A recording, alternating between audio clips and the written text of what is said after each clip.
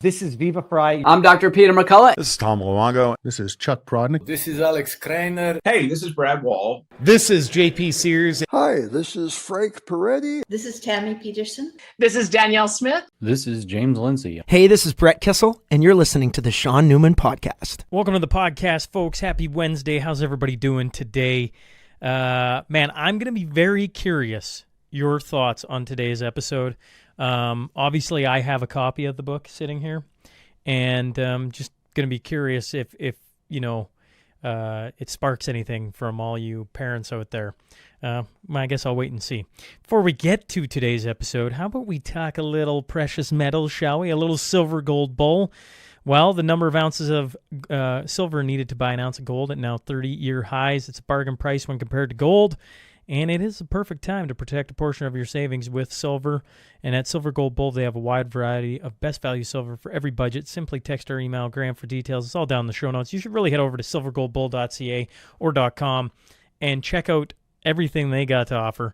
You know, every day I wake up and I'm watching the news cycle and everything our government's doing. It doesn't give me a whole lot of faith in them, but it certainly steers me back to precious metals an awful lot. And, you know, Silver Gold Bull. You go there.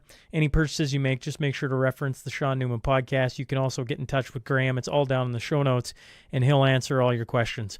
Bow Valley Credit Union.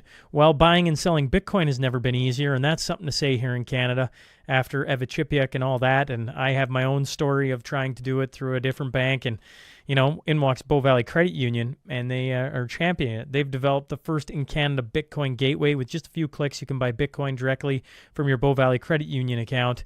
And, I mean, what else do you really need to know? The Bitcoin you purchase, I guess, through the Bitcoin gateway is real, truly yours, securely stored, insured, and never leveraged. Custody is provided for you with no risk of losing seed phrases, complicated technology, or fear of hackers. Your Bitcoin, you can get your Bitcoin.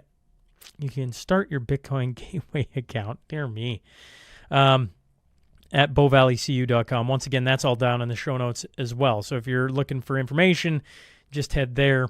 Diamond 7 meats. So we got precious metals, we got Bitcoin, and then it's like, well, let's talk about a little bit of some food here. All right, some meat.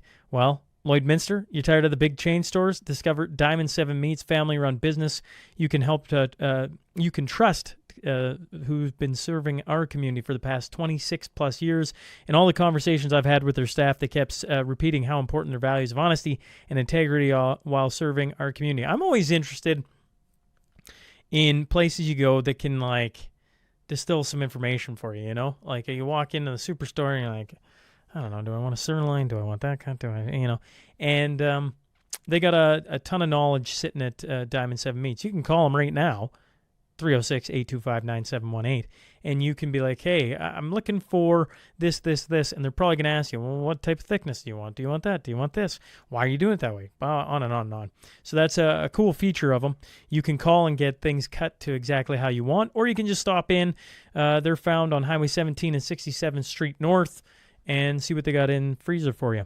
But either way, probably give them a call. Diamond 7 Meats, 306-825-9718. Caleb Taves, Renegade Acres. Caleb's probably, you know, summer out in the field right now. It is harvest season, and he's a man who doesn't have any, I swear he doesn't take any time off.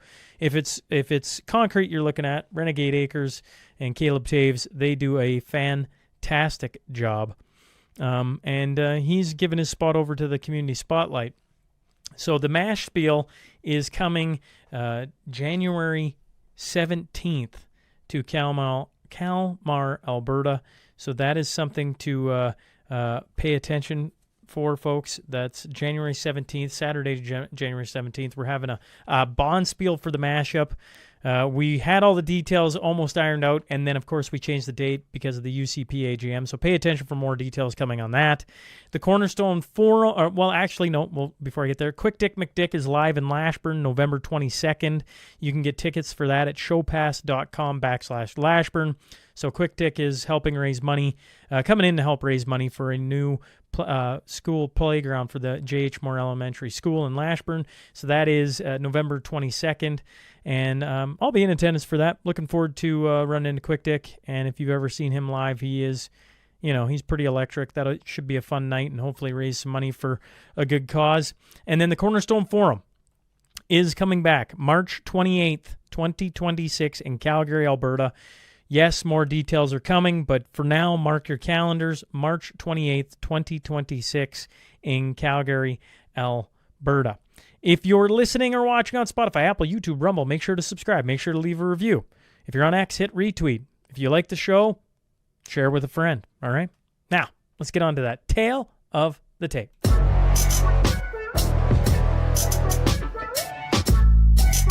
Today's guest is an American entrepreneur and economic commentator who co-authored The Preparation, How to Become Competent, Confident, and Dangerous. I'm talking about Matt Smith. So buckle up. Here we go.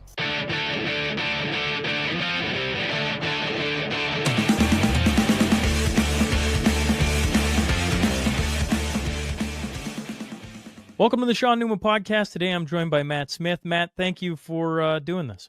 Real pleasure, Shaun. Thank you for having me.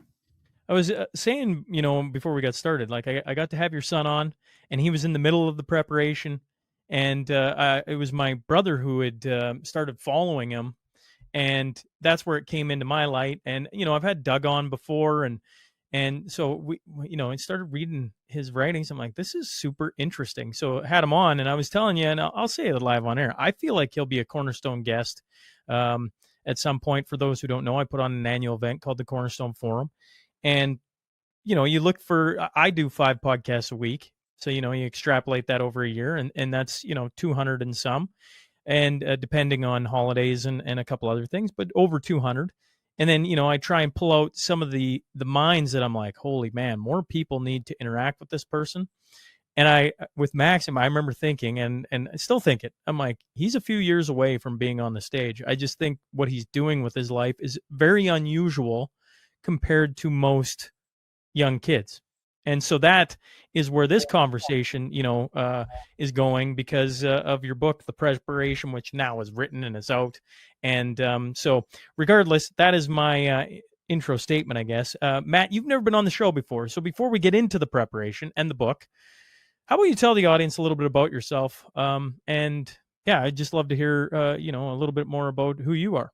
Sure.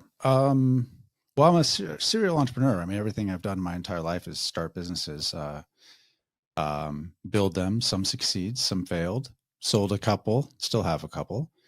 But currently I live in Uruguay on a cattle ranch.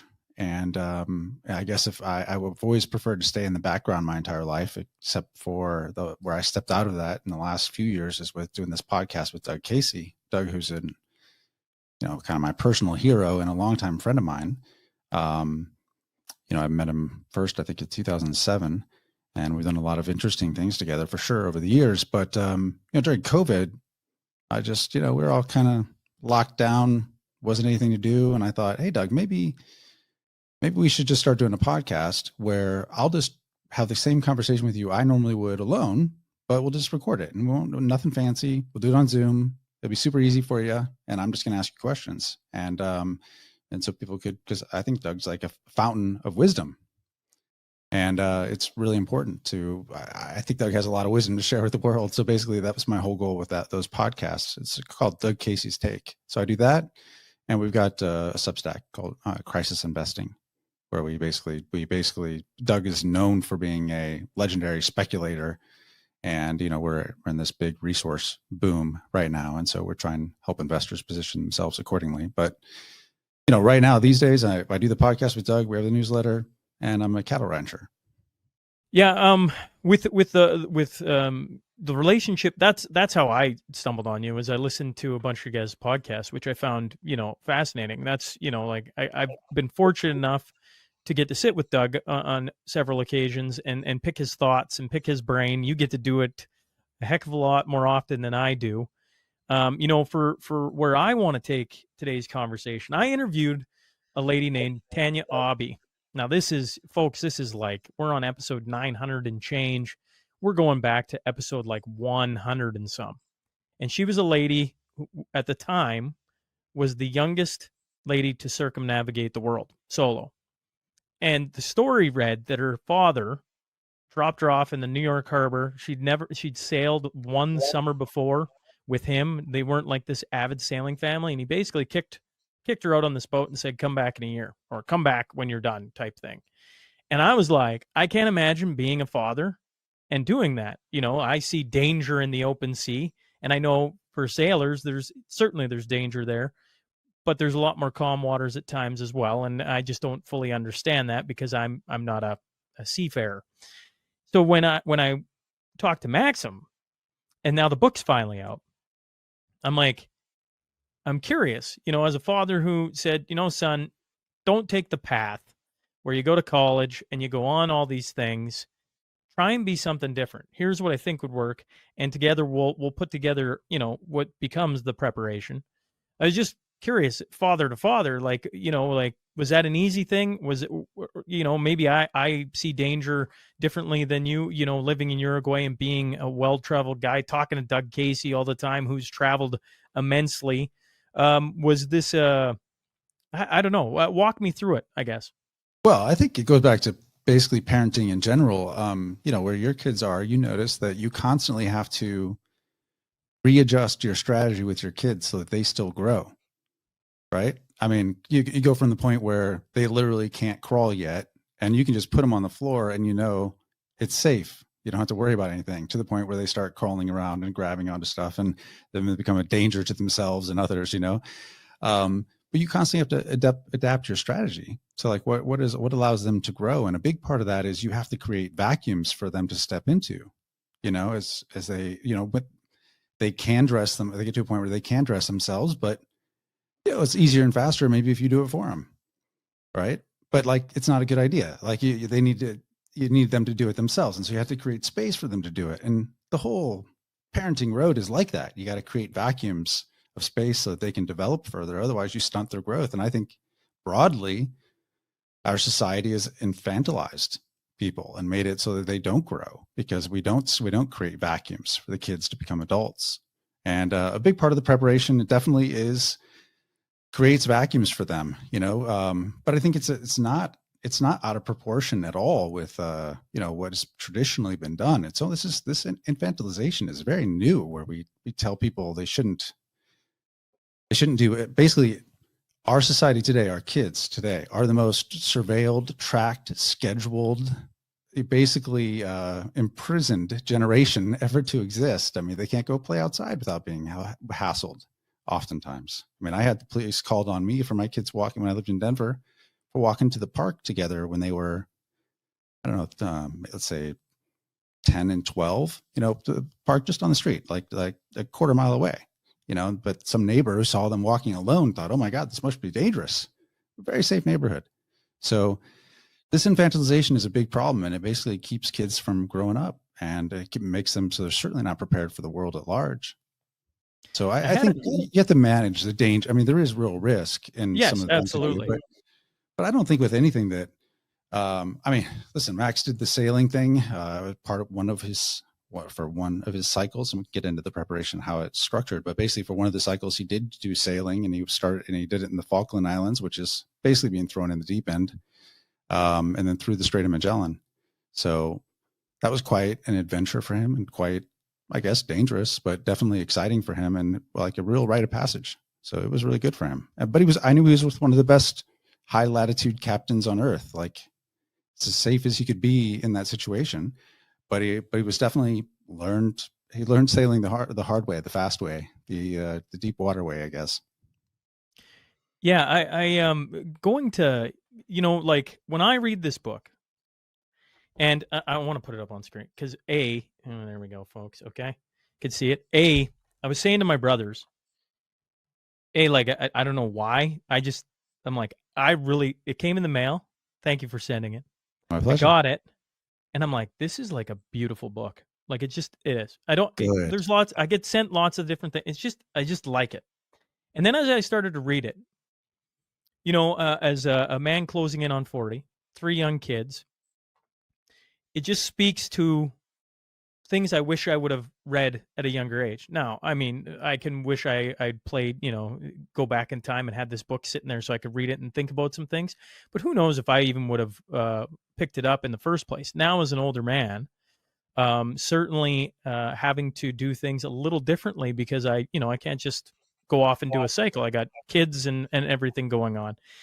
But like reading it, especially, when you're starting with the opening philosophies, it's like, oh, this is something young men should read. And I just had a guest on yesterday that talked about young men are, what was the word he used, folks? Hopeless, and they're looking for things to grasp onto to navigate a troubling world. And I'm like, well, let me tell you in my brain, I'm like, I know who I got coming on the next day, and I'm already reading it. And I'm like, like my hope is my son, when I give this to him, when he comes of a certain age, he'll want to read it and it'll spur on some ideas. Because as a young guy, I had older brothers. They went off and traveled the world, and that forced a conversation when I was like 18 that maybe some get, maybe some don't, and we ended up biking across Canada together. And I just see that as like one of those cycles, right? One of those anchor moments that teach you an invaluable lesson. And that for me was nothing is impossible. You can, don't get me wrong, it's hard, and there's lots of difficulties in learning something new and not having a clue and all the things and how people look at you for doing something completely out of the norm. But then that allowed me to create this, which is why you're on the show, right? Like, I mean, all these things start to stack on each other. Mm-hmm. And this book explains that extremely well, Mount. I'm not trying to pump anyone's tires here. I guess I am. It's just like I started reading, I'm like, holy crap. When we're talking about men, young men specifically, not knowing what to do with life, they can't afford a home, all these different things. I'm like, well, pick this up, give it a read. I mean, there's other books I would add in, and this book tells you to do that. But like, oh yeah, we point out a lot of books that one ought to read in this book. Yeah. I mean, the thing is young men want to be somebody. So when they feel hopeless, it's because they don't see a path to becoming somebody. So the book is 90% about what exactly to do, but we recognize that the do isn't really what matters. It's the be. And actually, I should explain the kind of the origin of the book. Sure. Yes. Doug first pitched me on it maybe 12 years ago. Doug's written a lot of books. This is the first one I'd ever done, maybe the last, I don't know. But he said, he pitched me on it. He said he wanted to call it Renaissance Man. And it was in a car ride with him. He was pitching me on this. And I said, well, what's it about? And he said, well, I want it to be about the three most important verbs in every language: be, do, and have. And I asked him, I'm like, well, I didn't get it. So I'm like, what does that mean? And he said, well, I don't really know. I'm like, okay. And he'd bring it up every couple of years with me. Like, he really wanted to write this book, this Renaissance Man thing. And, he'd, and at other times he'd tell me that writing a book is a lot of brain damage and you don't make any money doing it. So then he's trying to sell me on doing it still. And I'm like, nah, yeah, not really interested. Until my son was 17, approaching 18. And I could see in him this anxiety he had about the future, this uncertainty about what he should be doing, this yearning to be something, to be somebody, but having no clear path for it. And it's part of it. I made it worse because I'm a college dropout. So he didn't grow up in this household where there was this path that was expected, like some people in some families, you might grow up where they'd say college is the key to success. So at least whether that's true or not, and I would argue it's not true, but at least the anxiety on the kids level is much lower because at least they think they know what they ought to be doing. Whereas my son, maybe because he wasn't propagandized in that way, felt really completely lost. He was unsure about what he should do totally. And so I became very interested in the idea then. And I got back with Doug and I said, let's flesh this out a little bit more. Like what exactly is this all about? And what exactly should one do? And so the be, do, have thing, let me explain that. What most people are motivated by have today. We live in a mass consumer culture and it's all about stuff. I want to have a nice car. I want to have a nice house. I want to have a beautiful mate. I want to, have. That's just what it is. And that's what we see to be motivated by. But the truth is that what you have is determined by what you do. Like have is a byproduct. It's not the cause, right? It's not the do is what matters. Do is the operative. And the thing is, young men especially have so much energy and so much, they're free of liabilities still at the college age. There's so many things that they could do, they have so much energy to do things, but it's not pointed in any useful direction for them. And what we try and do is that in this book is we point them saying exactly what they ought to do. But so there's be, do, have. The be, though, is the most important part. The be is all that really matters. And nobody ever asks a young man or anyone anymore, when your kids are little, you play this game like, what are you going to be when you grow up? And it's always like, what their world of understanding is. It's fireman or astronaut or something, something that sounds cool, right? Well, that question gets a lot harsher. It doesn't go away, but it gets a lot harsher as the kids get older. When they're college age, it's like, who is going to be your boss? What's your job going to be is really what the question is. And that's a really stupid question. It really is.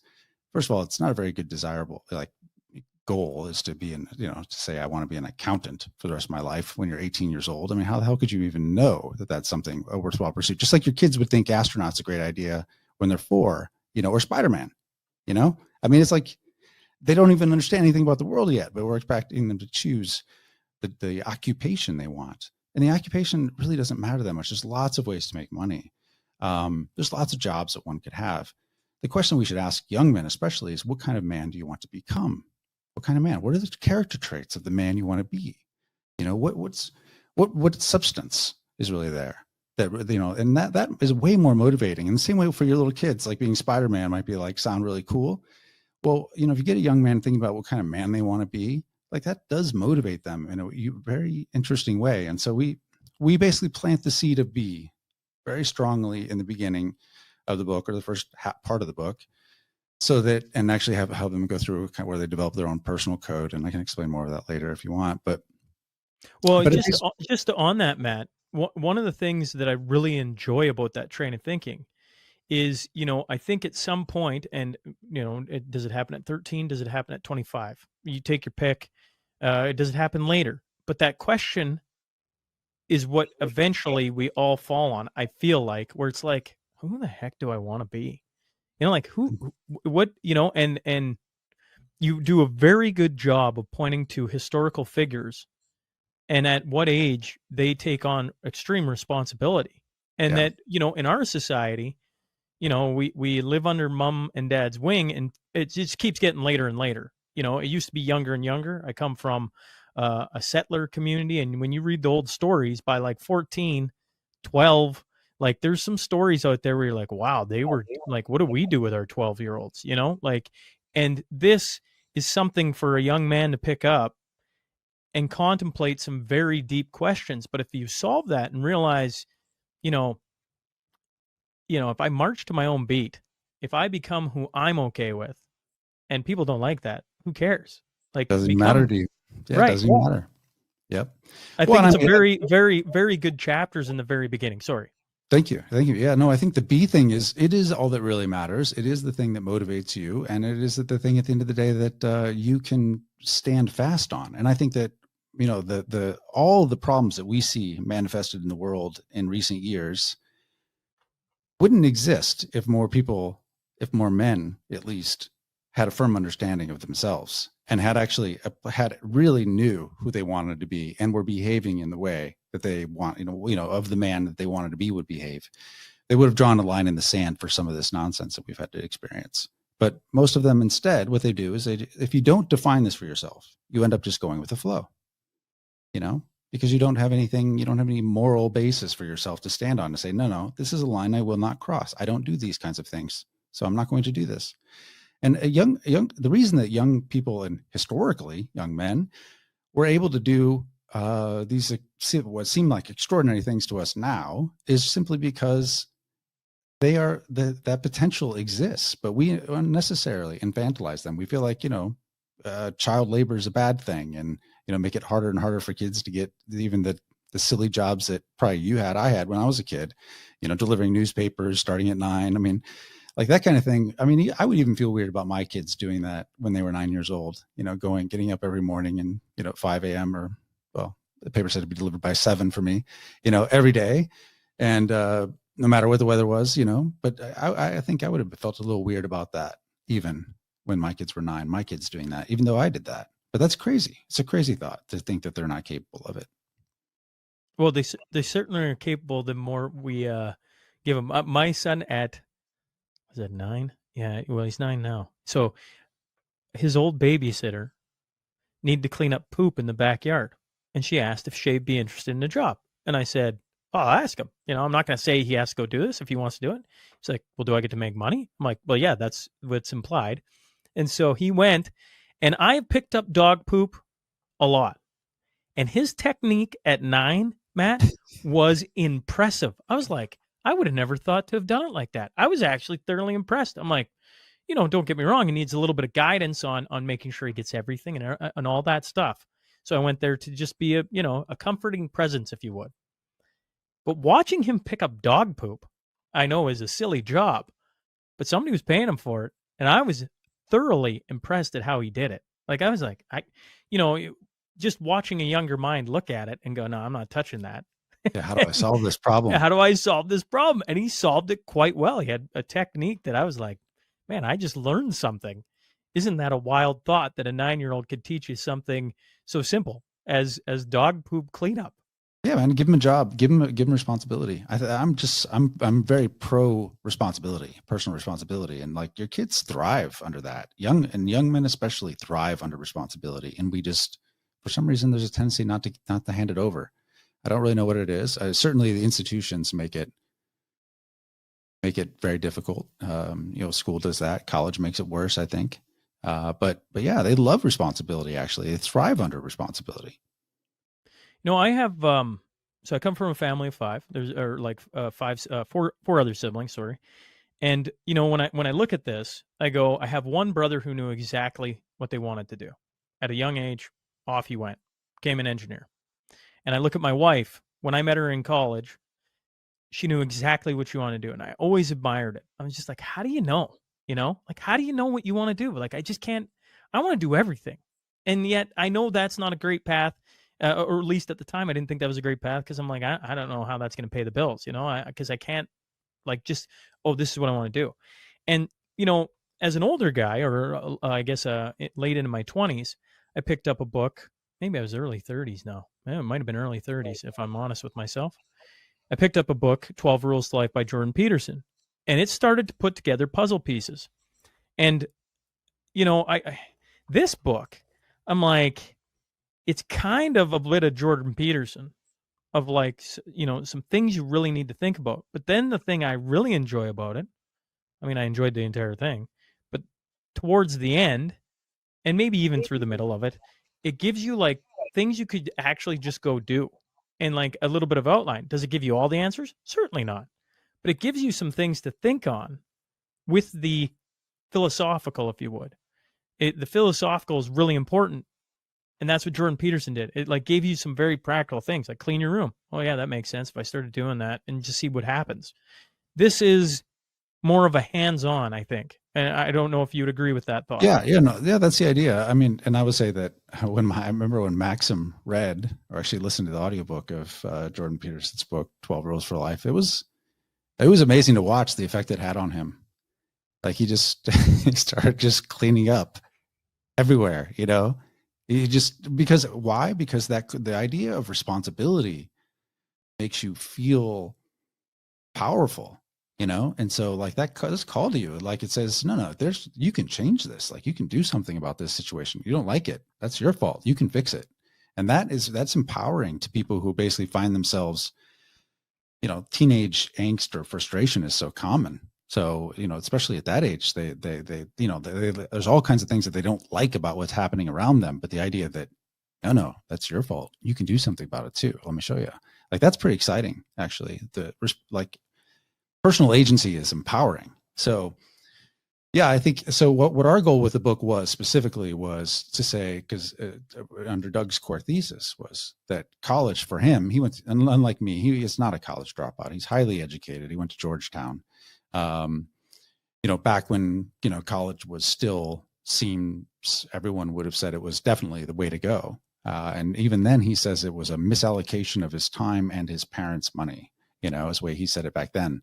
And now it's so much worse because it's so much more expensive and it's the value you derive from it is so much lower. And the certainty it provides about the future, especially in the era of AI, is so much lower. It's definitely not the bargain it was during his day. But the question is, what do you do instead? And so what we do specifically is we break it down, again, competing with college. We break it down over 4 years into 4 cycles. Each is a quarter. We call them a cycle. And each cycle has an anchor activity, which is kind of an adventurous, hands-on, really do something, learn a very specific skill that has, in many cases, some economic value. So you could just go with that one thing and you could get a job afterwards. Not that we encourage you to do that, but each of these core skills, most of them, provide real economic value. So you can really, so you could do that if you wanted to. And then, but we don't want to skip on academics. The fortunate thing is that almost everything you can get online now. I mean, many of Yale's classes are online. The entire MIT catalog is online. Stanford has a bunch online. There's all kinds of free, whatever education you want, you can get it today. You can get exactly the same thing. And so the academics, it's very structured, what you should take and when you should take it. So reading assignments in there too. And there's other components of other activities and things that we want people to do. The goal is that we tell you exactly what to do instead of going to college. And so we take that uncertainty away. When Max started it, and my son has been our guinea pig really for the first 2 years as we were putting this thing together, we started off with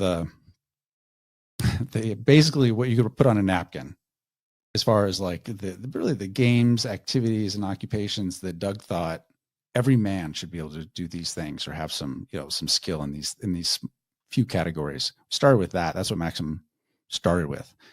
And then ultimately we came out with a pretty structured thing that really details everything exactly you should do. And that was a huge pain in the ass to put together, by the way, to that detail.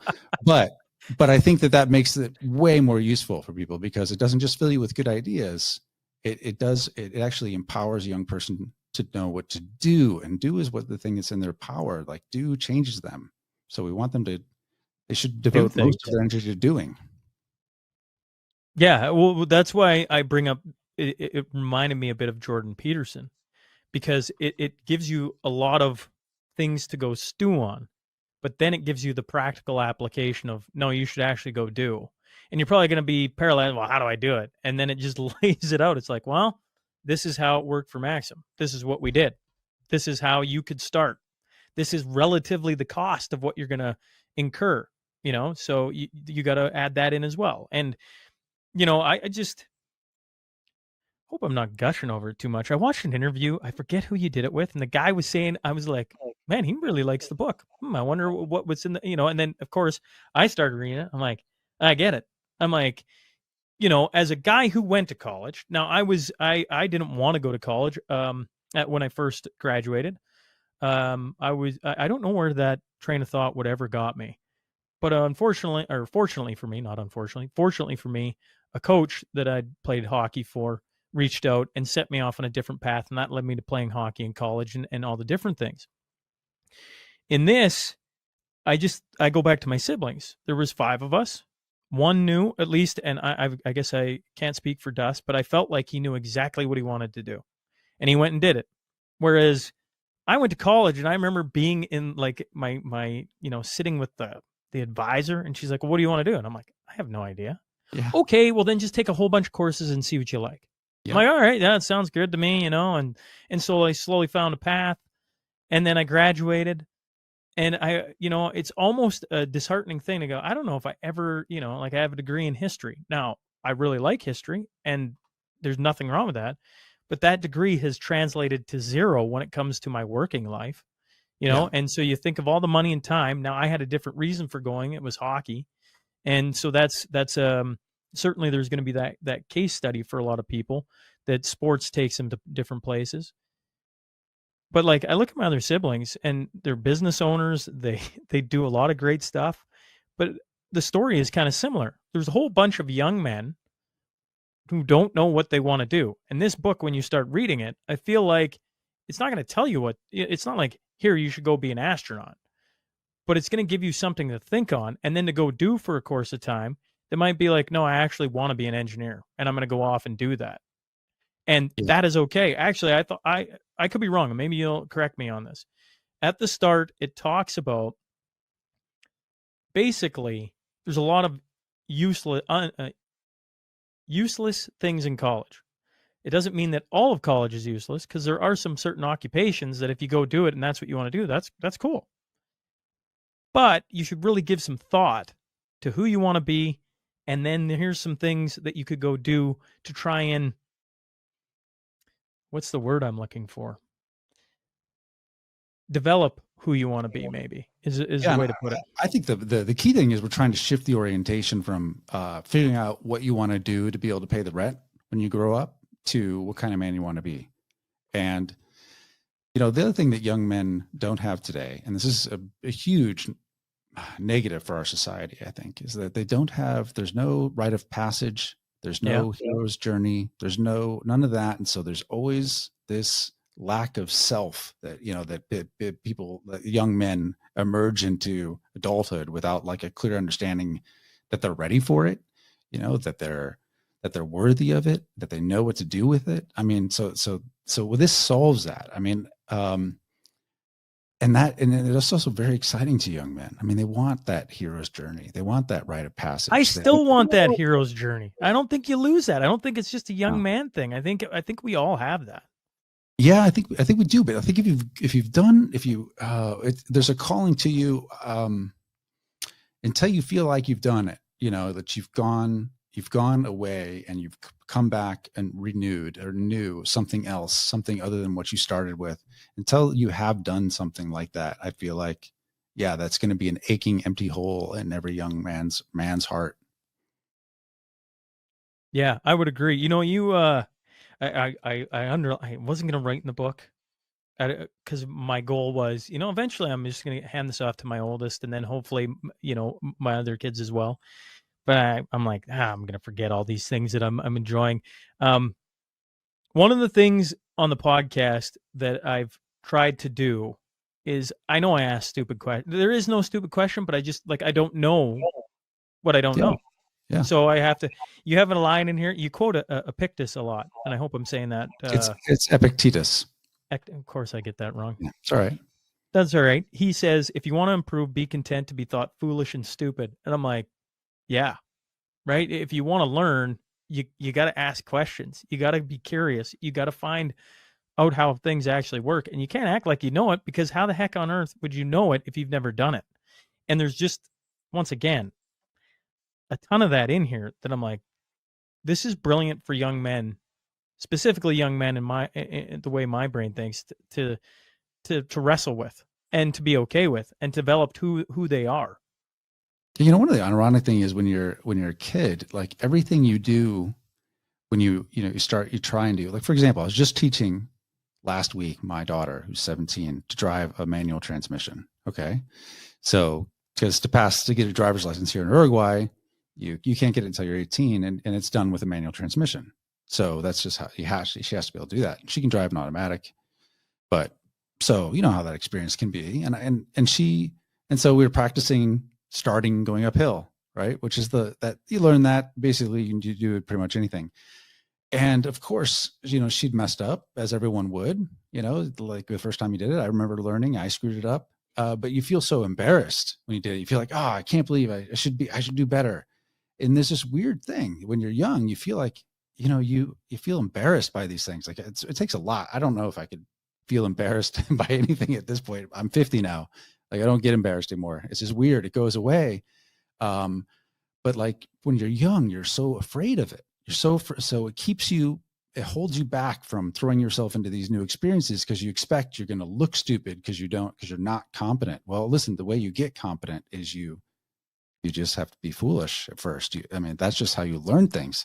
And whether it's, ideas or actually doing physical things, you're going to feel stupid along the way. And that's fine. That's just part of the process. And so for Max is now with 2 years into it, he's had to do so many new things. Like he's very good at throwing himself in situations where he feels like an idiot at first, and to get skilled up in it. And that's just, I wish I had been that. I wish I'd had that rapid iteration like he's had when I was younger, because it would have gotten me over that foolish feeling much earlier, and I would have been better served by it for sure.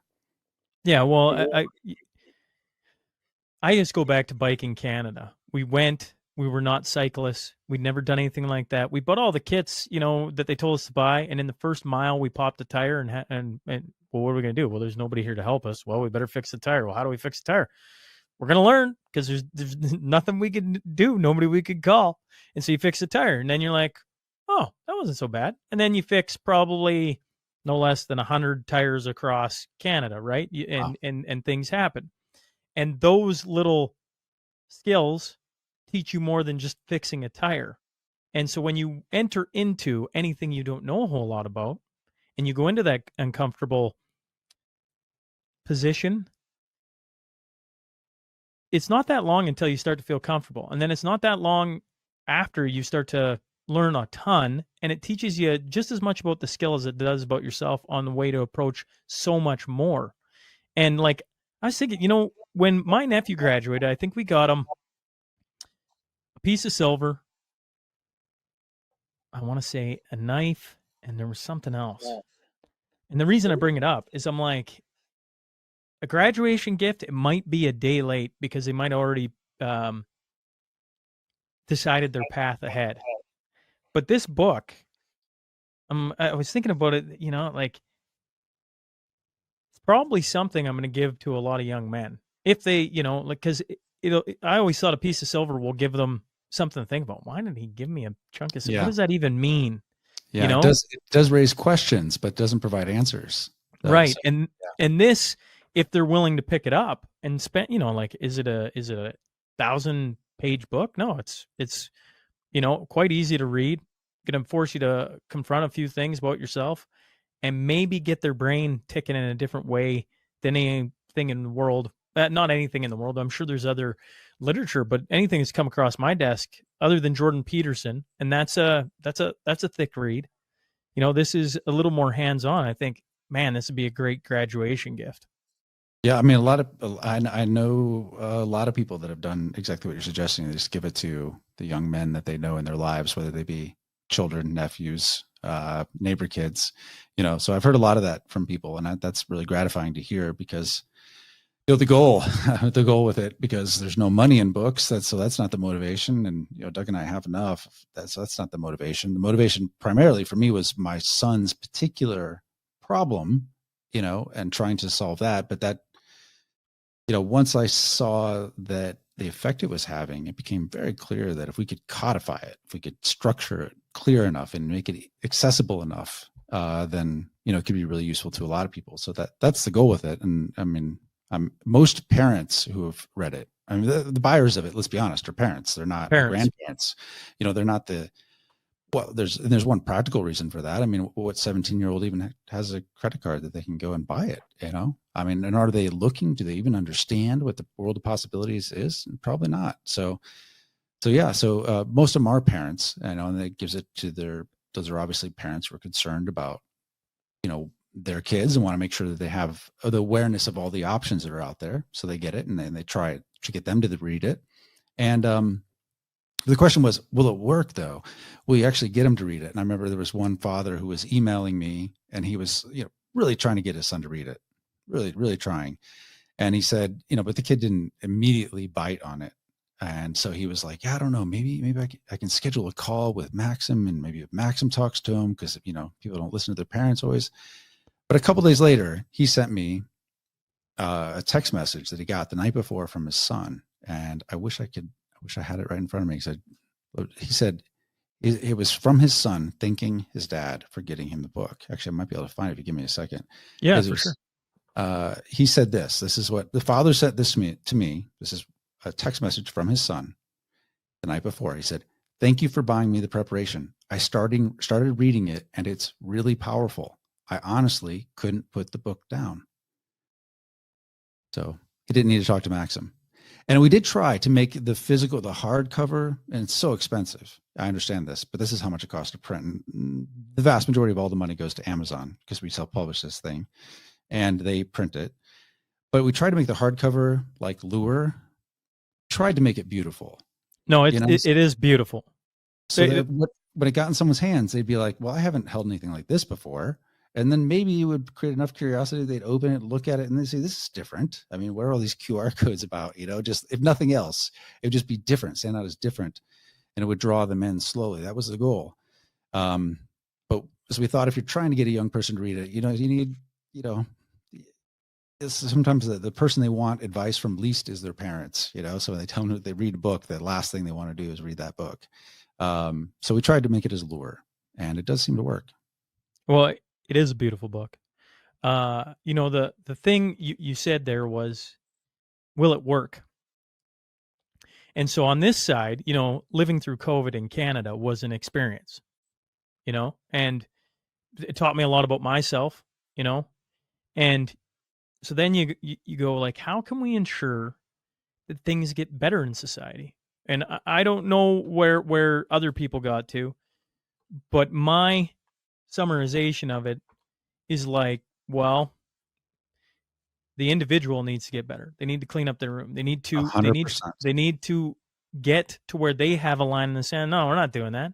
But if only one does that, then society just basically walks over them. But what happened if there's 1,000? What happened if there's 1,000,000? What, right? And when I read this, I'm like, well, this is going to create a bunch of young men that have like, no, this is what I'm about. And they're not dictated to by what society says. And if it's 5, I don't know in your life, but in my life, when 5 people start doing something, then others are watching it and seeing the good things that are happening in their life, let's say.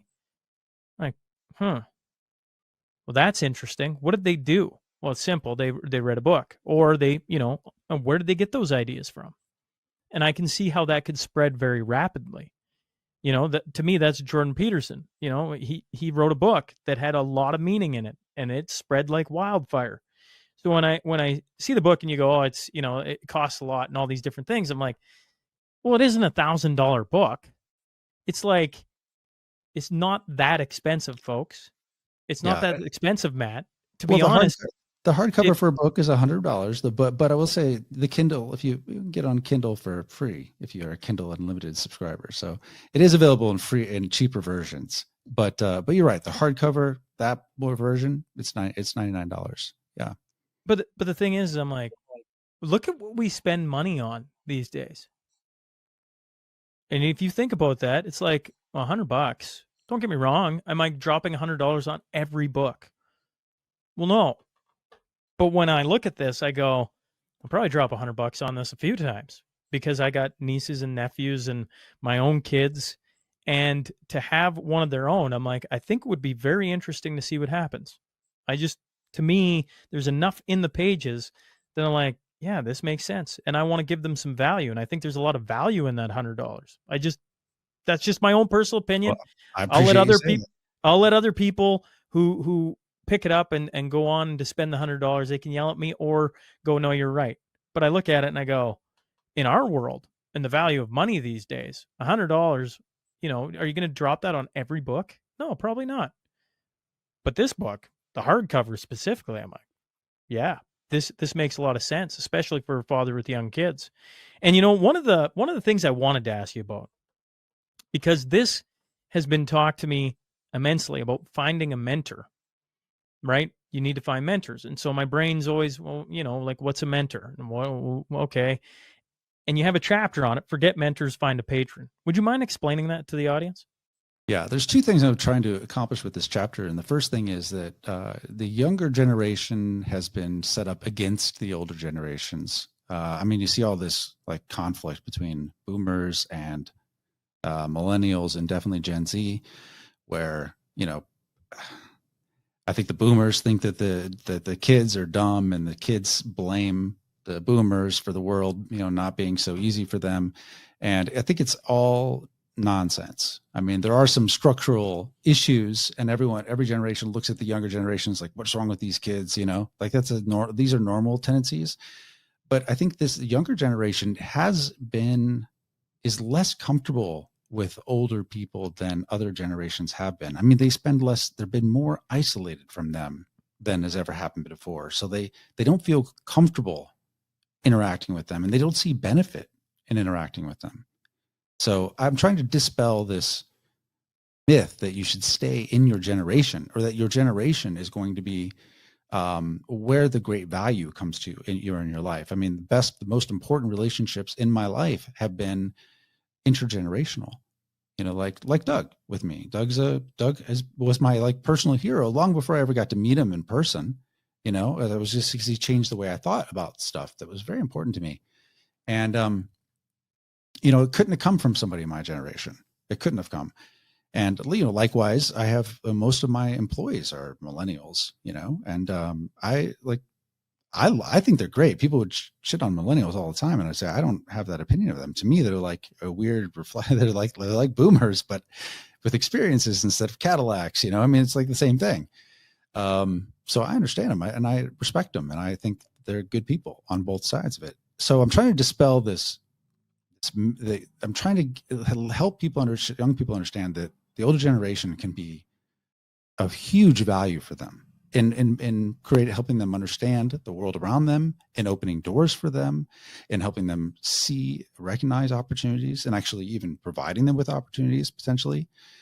And so that's number one. I'm trying to basically deal with the generational problem where they're not so isolated. I think that's a huge negative. And the second thing is that the way that people look at mentorship is wrong. Yeah, like people tell you need a mentor. You need a mentor. Well, the idea of a mentor, as it's set up in corporate America, at least, is that you kind of get assigned, somebody who is basically, not your boss, but supposed to kind of guide you through the corporate world more or less, and it's assigned, and it's a totally one-way street where the mentor is expected to kind of coach you and give you career advice, and kind of maybe if they like you, maybe help you with future promotions, stuff like that. But it's a one-way street. Like the mentee receives and the mentor gives, and that's not like what other actual relationship in the world works like that, where one party gives, the other one receives, and there's nothing at all like that. The relationships do not work like that.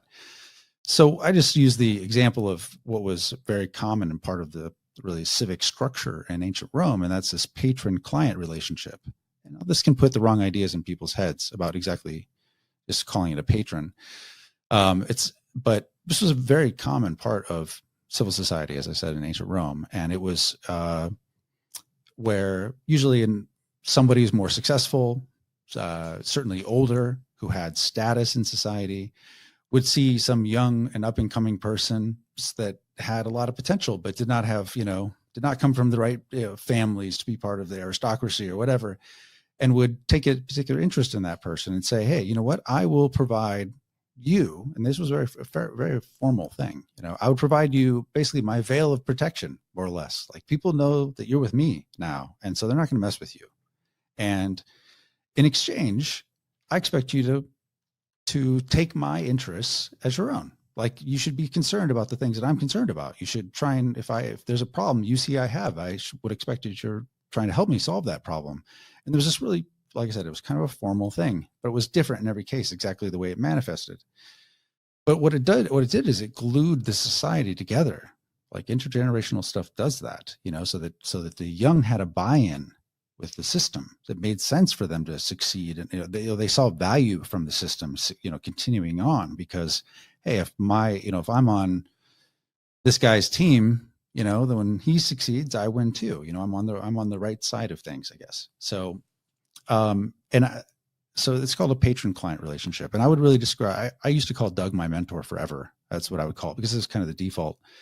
But in reality, when you think about it, once I understood this Roman concept, it was a lot more like that. I like to think that Doug's gotten more out of our relationship than I've gotten out of it, because because the value has flowed in two directions. Doug has introduced me to people I never would have known without Doug. He's given me experiences I definitely wouldn't have had. He's put me in rooms where I'm like, why am I here? I don't know. I'm just some dumb kid from Iowa. What am I doing with the president of this country? It's really weird. And, so he put me in those situations, but I was there because I was trying to help Doug with what Doug was interested in doing. And in fact, really, this book is really, like I said, something Doug wanted me to do with him 12 years ago. It took a long time, but ultimately it happened because like my interests, because I'm trying to create value constantly for Doug. So basically what this does fundamentally for a younger person is the idea that, yes, you need mentors. Older people can open doors for you.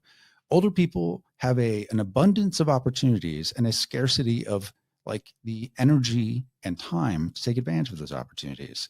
If they had reliable, intelligent, resourceful young people around them, they would expose those. They naturally end up like saying, hey, I've got this thing. I don't know. Is there something you could do with it? Maybe you take advantage of it. I don't know. It would happen. It happens organically. But the idea is to put the burden on the young person and say, you have to be of service to these people, to these patrons, and then it comes back to you. But it's not the responsibility. Like someone got to show up like a Gandalf, in the hero's journey and tell you, no, this is the way. It's not like that's not real, where you're, as a mentee, you just receive all of the goodness of some, wiser elder on your journey. It doesn't work like that. Like the idea is that you look for the people that you admire in the world and you think, how could I be of service to them? Like, how could I make their life easier? And when you go about it that way, it's amazing the opportunities that open up for you. And, like I said, my relationship with Doug, it's definitely that way. I talk about that in the book. And the guy who runs the last company I started in the US, I mean, he's I would say he's my client. I mean, it's the exact opposite. I'm his patron. But I'm super invested in his family and his success. Like I want him to thrive. And it makes me happy when I heard his wife was pregnant again. I'm like super happy for him. I mean, like as if I was having a kid. I want him to succeed. And that's the way like any relationship, that's the way it's a two-way street. They evolve through like constant value creation between the parties. And that's how you get the best mentors. And they can be lifelong. I agree. I just, the chapter stuck out to me because all anyone ever talks about is mentors. And you kind of, it's like a very, not easy concept, I guess, accepted concept in today's world. This patron idea is been used in today's world. You pay for access, right? Yeah. That's kind of, so when you go mentor, or the idea of selling on a patron, it's like, what do you mean by that? That's why I appreciate you explaining it to me, and to the audience, because when I first hear patron, I'm like, so I should sign up for Matt's whatever, and just try, right? This is a more win-win scenario, right? Where Exactly. where you're benefiting each other. Yeah, I'm trying to get the instead of somebody looking for somebody to support them financially, although that could be an outcome of having a good patron. Certainly, certainly the greats and the great artists of the Renaissance period certainly had patrons who allowed them to do their work. Da Vinci is famous for that. But the idea is to be a good client. Like, how do you be worthy of the patronage of somebody who you admire? Like, what do you have to do? Like, how do you be of service to them to get them so that they want to support you and support you in whatever way you might need, which could be advice. It could be the introductions. It could be, again, a lot of times they are full. Like Doug has an abundance of opportunities around him, which he can't possibly take advantage of all of them, and just doesn't have the energy. He's 79 now. He doesn't have the energy to do all that. But he still wants to do stuff in the world. So there's a lot of people like this. I mean, you probably find yourself, the more successful you become, the more ideas you have, and you go, oh, this way, I could do this. This would work. But you can't take advantage of all the opportunities. Right? I mean, this is how it works. You get older and you're successful and you get more resources and more opportunities get thrown your way. You understand how the world works better. And it's easy to see paths to success. But for a young person, they just need direction. Usually they need, if they're good enough of a client, then they will be rewarded with opportunities that are like the leftovers of what these patrons have that they just can't take advantage of. Cycles. There's a big chunk in the book talking about cycles. Walk everybody through the thought process on this. Yeah, so there's 16 cycles, like I said, mirroring a 4-year education, and each cycle has an anchor activity. An anchor activity is, like I was saying earlier, it's an experience. So, like one of them is becoming an EMT, which is it's a low-level paramedic in the U.S. An EMT is. If you if you ever unfortunately have to ride an ambulance, you probably have a paramedic and an EMT there. Now, it's not a great gig riding on an ambulance. It's not a great gig, but the skills that you have are quite valuable. I mean, if you ever you find yourself in a bad situation, I mean, having someone there who really knows how to save a life is actually very useful. And this goes way beyond, your basic, Red Cross CPR sessions or whatever. I mean, it's pretty in depth, but it's a real skill that you have, and it's a real marketable skill. And Max did this. It's very inexpensive to do. Doesn't take much time. And he parlayed it into a summer gig, where he was fighting wildfires as an EMT. I mean, he was working on an ambulance on a wildfire firefighting crew, and he made $600 a day doing that, which is an extraordinary amount of money. I think I might have made that in a month, my take-home pay, when I was in the Army when I was 18. So I know the money's not the same now. I understand, but still $600 a day seems crazy to me. But anyway, so those kinds of things are what the anchor activities are. So EMT is one. Then there's specific courses to take that we choose that are free or almost free. We outline exactly just like college, you have required and then electives. So we take these, and then there's plenty of hours to do other things. And, then there's definitely reading that goes along with that, specific books that we recommend that they read. And, then there's other activities we encourage them to fill, that really could be anchor courses in and of themselves, but they're just trying to give them broad exposure to doing all kinds of interesting things, I think. And then there's a reflection piece to it. But the whole idea is that each cycle has a theme, and we try and make it so that the educational component to it, the theoretical, the academic stuff, is as related to the real experience in the real world as possible. Now, it's not always completely possible, but we want to make it so that it is connected in some way. Does that make sense? Yeah, it does. And it's, I guess when I look at it, if done right, it maximizes the amount of hours you have in any given cycle to accomplish a whole lot, have some experience, probably make a little bit of money if you go about it the right way. Yeah, I mean, and you come out of it with you've pushed yourself. You have a ton of new knowledge because you've been reading and learning practical skills. You're going to acquire a bunch in a short period of time. But then instead of sticking on with that for 4 years, then you go on to the next cycle, which is going to be a mirror of the first cycle, but obviously in a completely different realm. Totally different realm. So like I said, Max did EMT. He's done, he learned to fly. He's, sailing is another one. Yeah, we apprenticed him to our gaucho, which is like a Uruguayan form of a cowboy, where he was working for him for 3 months and had to do, from everything from shoeing horses to, raising and treating cattle and everything, and fixing fences and all the other, random things you end up doing on a cattle ranch. So it's a wide ranging in terms of the things you get exposed to. But like, for example, right now he's going through the entrepreneurship cycle. So they start off as more physical, I should say, like more practical, like EMT. There's another one where, there's this great school in Maine where they teach you to design and build a home in 3 weeks. So the design part's the hardest part. That's the first 2 weeks of it. The building it, they just put up a timber frame. But I mean, the practical knowledge from that is really, really valuable. It's an amazing place, actually. And so that's an example of one of the cycles. So stuff like that. There's a welding cycle. There's like really hands-on stuff, but then it gets into the more abstract stuff as well. And so he's in the entrepreneurship cycle right now. There's an investor cycle as well. Right now he's operating his agricultural drones right now as we speak, basically doing, trying to get a precision agricultural drone business going, so there's 3 months devoted to that. He's in the middle of that right now. Not in the middle, he's in the beginning of that right now in this cycle. His next cycle, he's going to Thailand, and he's going to train Muay Thai for a couple months in Thailand. And so again, what's the economic utility of that? Probably nothing on that side, actually, of the fighter. But there's Well, certainly practical value. if I may,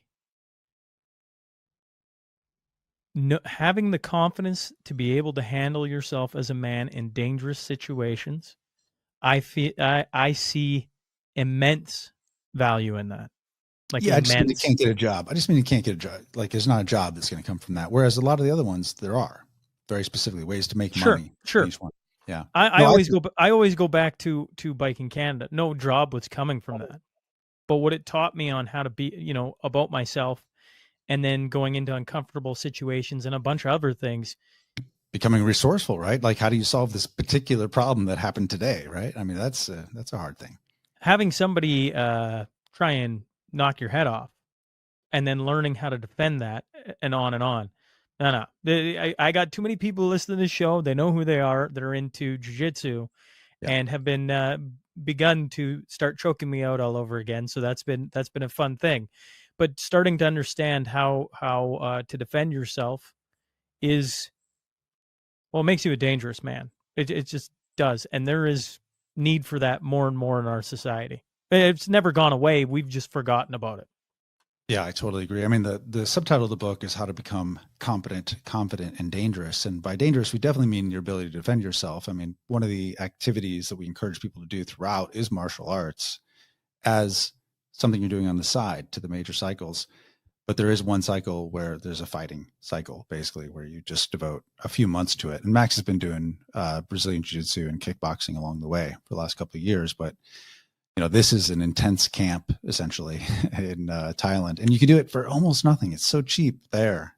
And also it gets the taste of the exotic. Like I've been fortunate enough to take Max and a lot of the world anyway. We've even took him, well, he's been in Africa, been in a couple countries in Africa even, but I've never been to Asia. So it'll be a totally new experience for him. And I think it'll open his eyes. Just as things operate totally differently there, and it'll change. Like that experience in of itself is useful, but layered on to like a lot of the young people want to travel, and I get it. Like when I was, people may want to do a gap year, and when I was that age, they'd want to go backpack for the summer or whatever in Europe. That was kind of the thing then.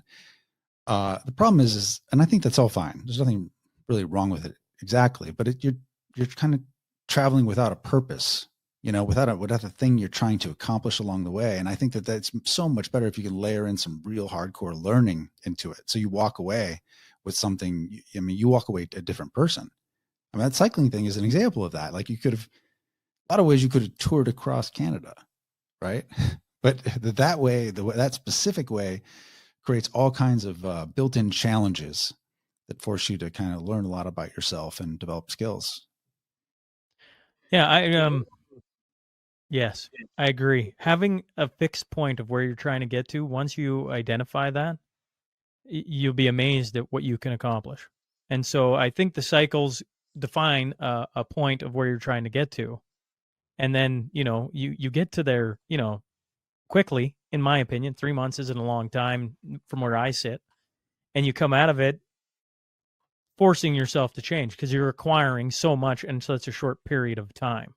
Whereas, traveling, I have two brothers who went and did it. And did that change them? Absolutely.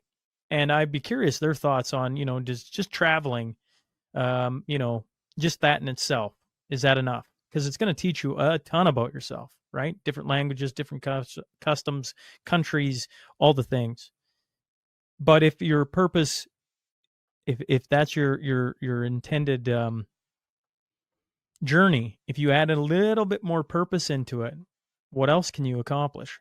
And once again, the cycles just seem to point that out to me over and over again. No, you're going to do this, and then you're going to do that, and then you're going to do that. And when you start to aim at something like that, it's pretty incredible what can happen in a very short period of time. So, no, is there anything else that I haven't covered on the book? I guess where can people find it? Amazon, I assume. Amazon is really the only place to get it. Yeah. Okay. Because we self-publish, and Amazon is the printer, and they're the ones who make all the money on everything, but they make it really easy to get it out there. So accessibility. totally yes. Yeah. Yeah. Yeah. Anything else that you want to make sure people know about the book, Matt, or anything else we haven't covered? I think the big thing is two things. One thing on the cycles, they are structured so that there's 40 productive hours a week. That's what's expected of the young man who's doing it. And it's so compared to college, it seems really intense because you can basically take 12 credit hours and that's considered a full-time student, and that's not much. That also doesn't prepare them for the real world where they're expected to actually work, and you find a lot. I mean, millennials came up with the term adulting to describe the things after college. Adulting, paying bills, they have to show up at work every day, at a certain time. Like it was like they came up with this word for it because they were so unprepared for it from college. So this sets it up so there is 40 hours of productive work. Now, some of that productive work is like time you spend in the gym, but that counts, or time you spend reading, but that counts. But there are 40 hours a week that you're devoting toward it. So it is, I think in that alone, it better prepares them for the future. The other thing is just the advantage of this cycle stacking. Like Scott Adams, the Dilbert guy, came up with the term skill stacking. And he says the idea is you take all these weird skills and you pile them together. Like he's, a trained hypnotist. He talks about it all the time, plus a cartoonist, plus blah, blah, blah, all these things together. They produce powers in you that are different than what you would have if you're just focused on one thing. So stacking them together creates opportunities and creates new powers in a way you can't really imagine. Well, our version of that is just as cycle stacking. So you put all of these things together and they shape an individual that is so fundamentally different, so unique from others that their opportunities become apparent to them. And so Max is only halfway through the program really now, 2 years in, he's got 2 years left. I have to say, where he was 2 years ago, he was anxious, unsure, didn't know, no confidence, no self-esteem really, but he was a good kid for sure, but he was like most young men are today in that way. It wasn't, and today, I don't know where it happened, but I can't pinpoint exactly when, but at some point along the line, he became, in my mind, as his dad, a man in every way, except for the last real benchmark, I think, is when you have your own kids. So, and obviously I like him to wait a little longer on that, but I mean, so he went from boy to man in 2 years through the experience. So I think it really is like the proof.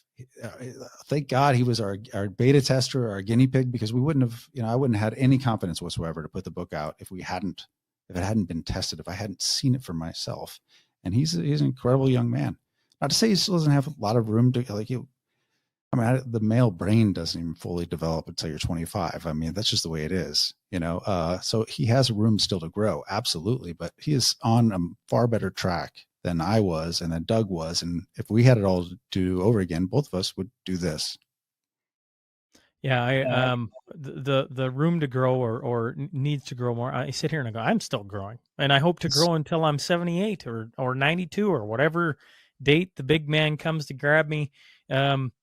Like I that's what I love about podcasting. If I'm being completely honest, is that I told the wife last night, I am excited for tomorrow. She's like, oh, why? Who you got on? I'm like, I got yourself and I got one other later today. And I'm like, this is going to be two really interesting conversations because, there's a lot of times on this show, we talk about what is going on in the world and it needs to be done. There needs to be conversations of, some of the things happening specifically in Canada for me that I just like, these need to be talked about. People need to know this is going on.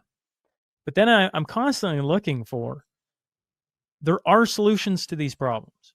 It's not as simple as, waving a magic wand and they all go away. That doesn't happen. No, you hit it on it earlier. The solutions ultimately boil down to individual responsibility. Yes. And how do you get more young men in particular to start to wrestle with those ideas and start to develop themselves so that they don't have to wait until they're, and once again, I'm still growing, but I just feel like at 39, I'm slowly starting to, I've slowly started to build out the puzzle, if you would, of life. And I'm like, no, I'm not doing that, or I'm not doing this, or I am going to go do that, or what have you. And I look at this and I'm like, this is a way to get young men in a time where they're trying to find a way forward, to give them just a bit of direction. And whether they take it all, they take a bit of it, they grab the book and they run with it. I'm like, you get 4 or 5 more Maxims running around my area. I'm like, that is a net benefit to society. 100% agree with that. And I'm telling you, these young men want a worthy pursuit. They want it bad. They're craving it. There's nothing presented to them. So you'd be surprised for the young men who you think are like lost a little bit, or don't have self-esteem, or are uncertain about the future, or themselves. Like, the fact is, they have this burning desire for a worthy pursuit, and just give them one, give them something worth doing. And you'd be amazed who they can turn into if they have that.